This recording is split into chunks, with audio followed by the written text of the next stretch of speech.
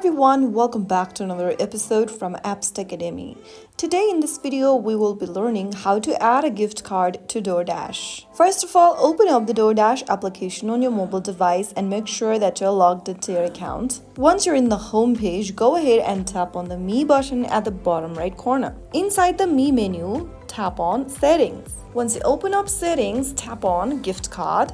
And then at the top right corner of the gift card section, tap on the redeem button. Now, in the enter gift card pin option, go ahead and enter your gift card pin code exactly as it appears on your gift card. Double check for typos and finally tap on redeem to your account. If the code is correct, the balance will be added to your DoorDash account.